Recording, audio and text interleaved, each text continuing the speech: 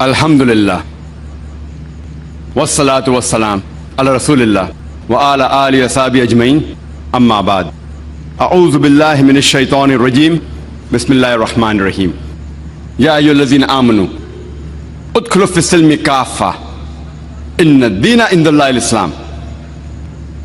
Rabbi shrah li sadri wa yassir li amri wahlul 'uqdatam min lisani yafqahu qawli. ডায়াসে উপস্থিত অতিথিবৃন্দ, শ্রদ্ধেয় গুরুজনেরা এবং আমার প্রিয় ভাই বোনেরা, আপনাদের সবাইকে স্বাগত জানাই ইসলামিক সম্ভাষণে। আসসালামু আলাইকুম ওয়া রাহমাতুল্লাহি ওয়া বারাকাতুহু। আল্লাহ সুবহানাহু ওয়া তাআলার দয়া, শান্তি এবং রহমত আপনাদের সবার উপরে বর্ষিত হোক। আজকে আমাদের আলোচনার টপিক হচ্ছে শরিয়া বারবারিক और পারফেক্ট। শরিয়া হচ্ছে ইসলামিক বিভিন্ন আইন নিয়ে পরিপূর্ণ একটা নিয়ম, যেখানে একজন মুসলিমের বিভিন্ন অধিকার আর দায়িত্বের কথা বলা হয়েছে। এটা দিয়ে মানুষের জীবন পরিচালিত হয়। এই নিয়মগুলো পুরোপুরি সমন্বিত, আর এখানে খুঁটিনাটি ব্যাপারগুলো নিয়ে বলা হয়েছে, যেমন খাওয়া দাওয়া, পান করা, পোশাক পরা, এছাড়া বিভিন্ন জটিল আইনও এখানে আছে। এখন এই শরিয়া এর শাব্দিক মানে অনুসরণ করার জন্য পরিষ্কার পথ। ইসলামিক শরিয়া এটা এসেছে মোট 4টা উৎস থেকে। প্রথম উৎস হচ্ছে পবিত্র কোরআন। কোরআন হচ্ছে সর্বশেষ ও চূড়ান্ত আসমানি কিতাব, আল্লাহ সুবহানাহু ওয়া তাআলার প্রেরণ করা ওহী। এটা নাজিল হয়েছিল সর্বশেষ ও চূড়ান্ত নবী মুহাম্মদ সাল্লাল্লাহু আলাইহি সাল্লামের উপর। পবিত্র কোরআন হচ্ছে আল্লাহ তাআলার বাণী, আল্লাহ সুবহানাহু ওয়া তাআলার ওহী। এছাড়াও পবিত্র কোরআনকে বলা হয় ফুরকান, যে মাপকাঠি দিয়ে সত্যকে মিথ্যা থেকে আলাদা করা হয়। পবিত্র কোরআন মানুষের জন্য আল্লাহ সুবহানাহু ওয়া তাআলা নাজিল করেছেন মুহাম্মদ সাল্লাল্লাহু আলাইহি সাল্লামের উপর ফেরেশতা জিবরাইলের মাধ্যমে 1400 বছর আগে, আর নাজিল হয়েছে আনুমানিক 23 বছর ধরে। পবিত্র কোরআনে রয়েছে মোট 114টা সূরা বা অধ্যায়, আর এখানে আছে 6000-এরও বেশি আয়াত, 6000-এরও বেশি। আর পবিত্র কোরআন নাজিল হয়েছে আরবি ভাষায়। তবে অনেক বিশেষজ্ঞ ওনারা এই পবিত্র কোরআন মানে আল্লাহ সুবহানাহু ওয়া তাআলার এই বাণীকে পৃথিবীর বেশিরভাগ প্রধান ভাষাতেই অনুবাদ করেছেন। এই কোরআন, আল্লাহ সুবহানাহু ওয়া তাআলার এই বাণী, এটা হচ্ছে ইসলামিক শরিয়ার সর্বোচ্চ আর সর্বপ্রথম উৎস। শরিয়ার দ্বিতীয় উৎস হচ্ছে সুন্নাহ। সুন্নাহ মানে আমাদের নবীর পথ, অথবা আমাদের নবী যে কাজগুলো করেছেন, আর এগুলো আছে সহিহ হাদিসে, আমাদের নবীর বিভিন্ন কাজ এবং কথা। এই সুন্নাহ বা সহিহ হাদিস হচ্ছে পবিত্র কোরআনের সহায়ক গ্রন্থ। এগুলো কোরআনের ব্যাখ্যা হিসেবে কাজ করে। এখানে কোরআনের বিভিন্ন আয়াতের ব্যাখ্যা দেওয়া থাকে, আর এই সুন্নতের মধ্যে আমাদের নবী মুহাম্মদ সাল্লাল্লাহু আলাইহি ওয়াসাল্লামের নির্দেশগুলো সবার প্রথমে আসবে, তারপর আসবে নবীর কাজগুলো।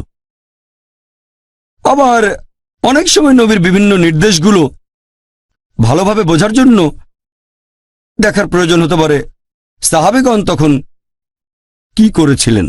আল্লাহ পবিত্র কোরআনে বলেছেন, অনেক জায়গায় আছে, যেমন সূরা নিসা অধ্যায় 4 আয়াত 59, আল্লাহ বলেছেন আতিউল্লাহ ও আতিউর রাসূল। আল্লাহ এবং তার রাসূলকে মান্য করো। রাসূলকে মান্য করো মানে সুন্নতগুলো মেনে চলো, আমাদের নবী যেগুলো বলেছেন আর করেছেন। আর আমাদের নবী বলেছেন যে প্রথমে পবিত্র কোরআন দেখো, তারপর আমার উদাহরণ দেখো, আমার কথাগুলো, আর তারপর যদি বিস্তারিত জানতে চাও তাহলে আমার প্রজন্মকে দেখো, তার পরের প্রজন্ম দেখো এবং তারপরের প্রজন্ম। যদি আমাদের নবীর জীবনী সম্পর্কে আরো বিস্তারিতভাবে জানতে চান তিনি কি করেছেন, এখন আমাদের নবীর কথাগুলো সবচেয়ে ভালো বুঝেছিলেন নবীর সহচরগণ, অর্থাৎ সাহাবীগণ, যারা নবীর আমলে বেঁচে ছিলেন, আমাদের নবীকে দেখেছেন এবং ঈমানের সাথে মৃত্যুবরণ করেছেন। তাহলে আপনি যদি হাদিসগুলো ভালোভাবে বুঝতে চান, যদি কোনো মতভেদ থাকে তাহলে জীবনী দেখবেন সালেফে সালেহিনগণের, মানে 3টা প্রজন্ম। যদি আরো বিস্তারিত জানতে চান, আরো ব্যাখ্যা চান, তাহলে জীবনী দেখতে পারেন সাহাবীগণের, তারপরের প্রজন্ম এবং তারপরের প্রজন্ম, ব্যাস। তাহলে আমাদের নবীর সুন্নত অর্থাৎ সহিহ হাদিস হচ্ছে শরিয়ার দ্বিতীয় উৎস। 3 নম্বর উৎস হচ্ছে ইজমা, তার মানে মতামতের উপর একটা জরিপ অথবা মতামত নিয়ে একটা চুক্তি। সাহাবীগণের মতামত আমাদের নবীর সহচর সালফে সালেহিনগণের মতামতের উপর ভিত্তি করে সিদ্ধান্ত নেওয়া হয়, আর পাশাপাশি হিজরি প্রথম শতাব্দীর বিভিন্ন মুসলিম বিশেষজ্ঞের মতামতকেও এখানে গুরুত্ব দেওয়া হয়। যদি কোনো প্রশ্নের উত্তর পবিত্র কোরআনে না পান, যদি পবিত্র কোরআনে কিছু পরিষ্কার বলা না থাকে, তাহলে নবীর সুন্নতের ভেতরে খোঁজেন, মানে আমাদের নবীর সহিহ হাদিস। যদি সেখানে খুঁজে না পান, তাহলে আপনি যাবেন তৃতীয় উৎসে, আর সেটা হচ্ছে ইজমা, মতামতের ভিত্তিতে সিদ্ধান্ত নেয়া। এটা তৃতীয় উৎস। আর চতুর্থ উৎস হচ্ছে কিয়াস। কিয়াস মানে সাধারণত যুক্তির মাধ্যমে কোনো ব্যাপারে একটা সিদ্ধান্ত নেয়া। যদি আপনি এ ব্যাপারে সরাসরি কিছু না পান পবিত্র কোরআনে অথবা আমাদের নবীর হাদিসে অথবা কোনো ইজমাই, তাহলে আপনি সাধারণ যুক্তি ব্যবহার করে কোনো একটা সমস্যার সমাধান করতে কোরআনের অন্যান্য আয়াতের ভিত্তিতে অথবা নবীর হাদিসের ভিত্তিতে বা ইজমার ভিত্তিতে লজিক ব্যবহার করবেন। যদি বিশেষ একটা ব্যাপারে সরাসরি কিছু বলা না থাকে, তাহলে আপনি দেখবেন পবিত্র কোরআনের অন্যান্য আয়াতগুলো, নবীর সুন্নত আর ইজমা, এভাবে যুক্তি ব্যবহার করে একটা গ্রহণযোগ্য সমাধানের চেষ্টা করবেন। তবে এটা শুধুমাত্র ইজমার পরে ব্যবহার করা যাবে। এটা ব্যবহার করা যায় একটা ইসলামিক দেশে যেখানে সঠিক ইসলামিক শরিয়া মানা হয়। প্রধানত শরিয়ার উৎস এই 4টা। 1 নম্বর আর সবচেয়ে বেশি গুরুত্বপূর্ণ হচ্ছে পবিত্র কোরআন, আল্লাহ সুবহানাহু ওয়া তাআলার বাণী। 2 নম্বর আমাদের নবীর সুন্নত অর্থাৎ সহিহ হাদিস। 3 নম্বর হচ্ছে ইজমা, আর 4 নম্বর হলো কিয়াস। ইসলামিক শরিয়া হলো একটা পরিপূর্ণ আচরণ বিধি। এটা মানুষকে দেয় একটা পরিপূর্ণ জীবন ব্যবস্থা, আমরা কিভাবে জীবন কাটাবো। তবে দুর্ভাগ্যজনকভাবে আমরা দেখি যে মিডিয়া, পাশাপাশি ইসলামের অনেক সমালোচক বলে যে ইসলামিক শরিয়া আসলে বর্বরচিত, আর শরিয়ার বিরুদ্ধে তাদের যে অভিযোগ, তার মধ্যে আপনারা দেখবেন বেশিরভাগই 2টো বিষয়কে কেন্দ্র করে। একটা হচ্ছে ইসলামে বিভিন্ন শাস্তি, হয়তো তারা পোস্টার লিখে নয়তো বইয়ের প্রচ্ছদ বানাবে, একজন লোককে হয়তো খালি গায়ে করে চাবুক মারা হচ্ছে। আর দ্বিতীয় বিষয়টা হচ্ছে ইসলামে নারী, তাদের নাকি ছোট করা হয়, তারা দেখায় হিজাবের মধ্যে একজন মহিলা।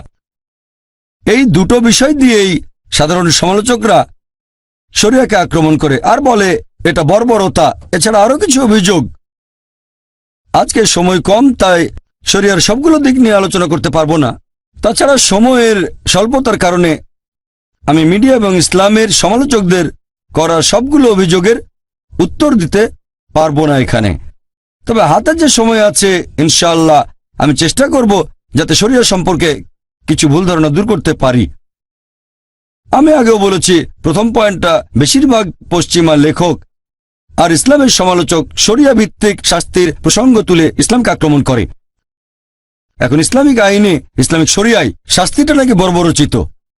ইসলাম একটা পরিপূর্ণ জীবন ব্যবস্থা, আর অন্যান্য জীবন ব্যবস্থার সাথে তুলনা করলে আপনি বুঝবেন পৃথিবীর বেশিরভাগ ধর্মই আসলে ভালো কথা বলে, বেশিরভাগ ধর্মই, ইসলাম সহ। তবে অন্যান্য ধর্মগুলোর সাথে ইসলামের পার্থক্যটা হচ্ছে ইসলাম ভালো কথা বলার পাশাপাশি আমাদের পথ দেখিয়ে দেয় যে কিভাবে এই ভালো অবস্থা অর্জন করব। যেমন ধরেন, পৃথিবীর সবগুলো প্রধান ধর্মই আমাদের বলে যে চুরি করা উচিত না। হিন্দুইজম বলছে চুরি করো না, খ্রিস্টান ধর্ম বলছে চুরি করো না, ইসলামও বলছে চুরি করো না। তাহলে ইসলামের সাথে অন্যান্য জীবন দর্শন বা অন্যান্য ধর্মগুলোর মধ্যে পার্থক্যটা কি? এখানে পার্থক্য হচ্ছে যে ইসলাম ভালো কথাগুলো বলার পাশাপাশি আমাদেরকে এটাও দেখিয়ে দেয় যে কিভাবে এই ভালো অবস্থা অর্জন করব। ইসলামিক শরিয়া অনুযায়ী এখানে ইসলামের তৃতীয় স্তম্ভ হচ্ছে জাকাত। তার মানে প্রত্যেক ধনী লোক যাদের সঞ্চয় নিসাব লেভেলের উপরে আছে, অর্থাৎ 85 গ্রাম স্বর্ণের চেয়ে বেশি, সেই লোকই প্রত্যেক হিজরি সালে অতিরিক্ত সঞ্চয়ের 2.5% জাকাত হিসেবে দান করে দেবে। যদি প্রত্যেক ধনী লোক জাকাত দিয়ে থাকে, পৃথিবীতে দারিদ্র্য বলে আর কিছুই থাকবে না। তাহলে পৃথিবীতে একজন মানুষও অনাহারে মারা যাবে না। আল্লাহ পবিত্র কোরআনে বলেছেন, সূরা আল হাশর অধ্যায় নম্বর 59 আয়াত নম্বর 7, এখানে আছে যে জাকাতের বিধান করা হয়েছে যাতে করে ধন সম্পদ শুধুমাত্র ধনী লোকদের কাছে আবর্তিত না হয়। এটা বাধ্যতামূলক দান, এটা ইসলামিক শরিয়ার অংশ, এটা ফরজ। যেসব লোকজন ধনী, যাদের সঞ্চয় 85 গ্রাম স্বর্ণের চেয়ে বেশি, তারা প্রতি হিজরি সালে সেই সঞ্চয়ের 2.5% জাকাত হিসেবে দান করবে।